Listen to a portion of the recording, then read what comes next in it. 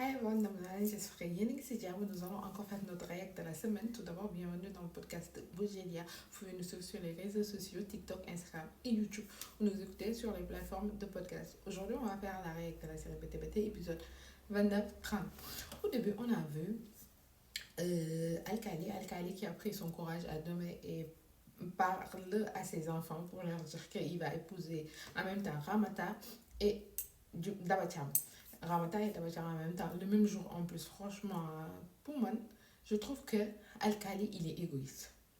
Parce que je me dis que même si tu veux épouser deux femmes, tu peux les épouser pas le même jour, ou bien tu regardes la façon dont tu vas les dire à tes enfants, mais tu viens pas du jour au lendemain. En plus, ils ont perdu leur maman. Il y a même pas longtemps, tu viens du jour au lendemain, tu leur dis que tu vas épouser une femme, tu sais qu'il y avait une relation avec sa ex-diabète, que les enfants savent ça, que ça va leur faire mal, et tu décides de leur en parler comme ça.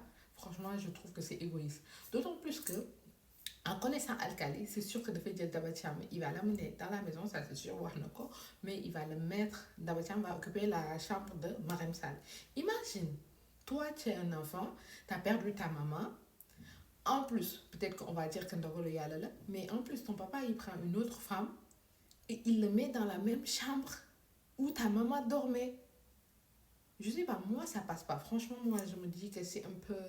Alkali, c'est très égoïste de sa part, quoi. Franchement, si vous trouvez que c'est normal, peut-être que vous me dites, mais moi je trouve que c'est très égoïste de sa part. Nous, on pas dans un appartement, trouver un appartement, et moi fait qu'il faut, mais pas qu'il amène sa femme dans la chambre de son ex-femme. D'autant plus qu'elle est décédée et ses enfants sont dans la maison.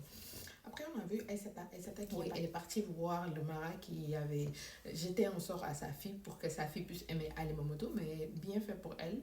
Le marabout n'est plus là, il est parti en Guinée, je sais pas, des trucs comme ça.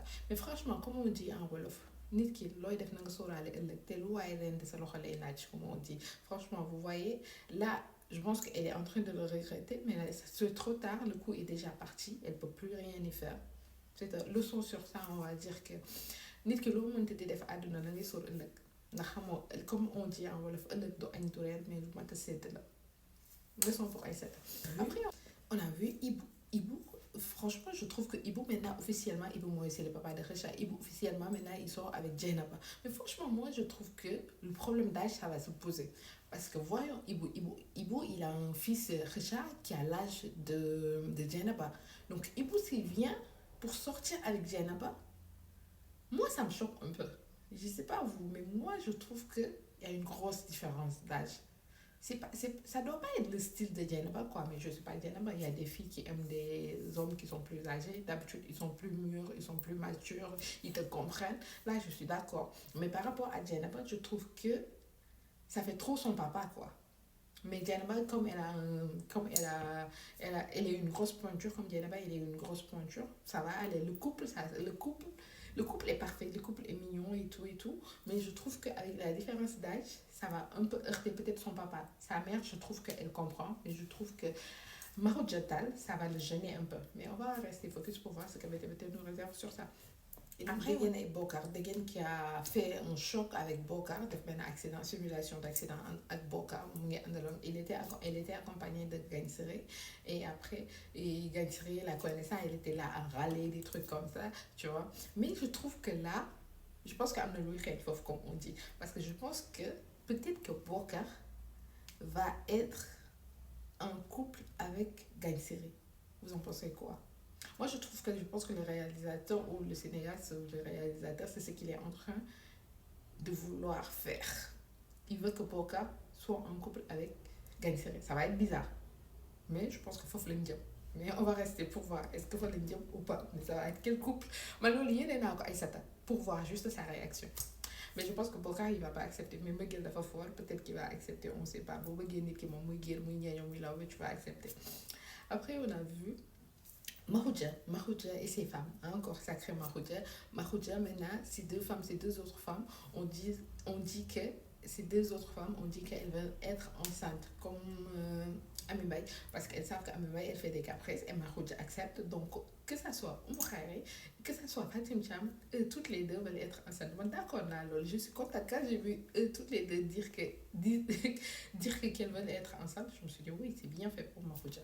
Donc, j'espère qu'elles vont tomber enceintes et qu'on va voir comment Marouja va réagir. Est-ce qu'il va faire du favoritisme avec Amy Mbaye tout en disant qu'elle est enceinte? Mais maintenant, si les deux autres sont enceintes, on va voir comment Marouja va réagir. Franchement, j'adore. J'adore cette série. Je vais voir. J'espère juste que les deux autres vont être enceintes pour voir comment ça va se passer.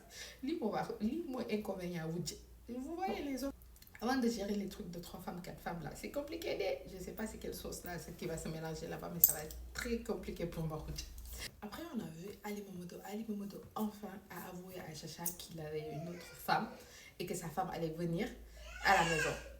Donc, ce qui est bizarre, mais Chacha a accepté. Mais nous tous, on sait que c'est sous l'emprise du maraboutage. Donc, elle a accepté malgré elle. Et c'est pas, elle a juste dit que Ali Momodo ne soit pas loin. En plus de sur quoi, elle a accepté même que la femme vienne vivre chez elle. Franchement. Mais quelle femme va accepter ça? Franchement, tout en se disant que ce fait qu'il n'y avait pas de maraboutage, est-ce que Chacha allait accepter ça? Même Ali Mamadou sait que c'est pas normal.